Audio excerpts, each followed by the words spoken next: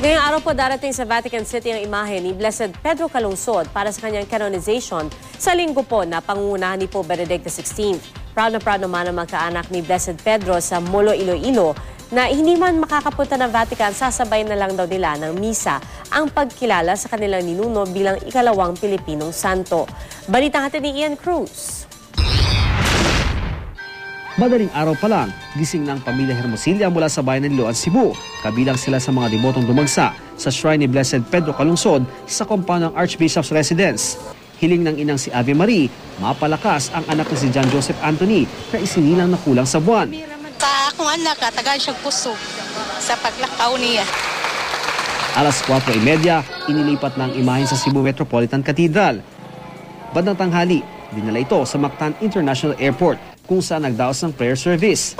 Itinuturing na pasahero ang imahen kaya imbis na idaan sa x-ray machine gaya ng pangkaraniwang bagahe, idinaan ito sa opisina ng airlines saka ipinasok sa espesyal na lalagyang gawa sa styrofoam.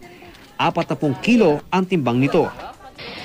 Sa loob ng eroplano, mahigpit ang pagkakatali nito sa upuan sa tabi ng kustodya ng imahe na si Father Charles Luis Jaime. Mula Mactan International Airport, idiniretso ito sa Hong Kong kung saan magkakaroon muna ng 9 na oras sa stopover bago tumulak papuntang Roma.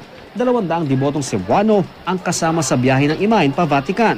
Marami sa kanila nasasabik dahil first time nilang makakapunta ng Italy, pambihirang karanasan daw para sa kanila na masaksihan ng canonization ng isang Pilipinong santo.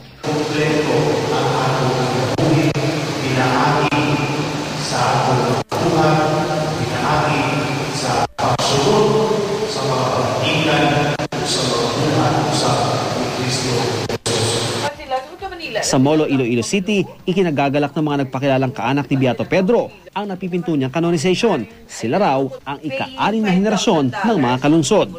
Siyempre, happy ka nga doon sa kanobala nga may lulo, mga lulo nga santos. Ang probasa sa amon yung nauna, kami gigya ang relatives ni Pedro, kay ti kabalo kami kung ano yung danagdangatan niya, kay gitsugin na sa amon tatay sa una.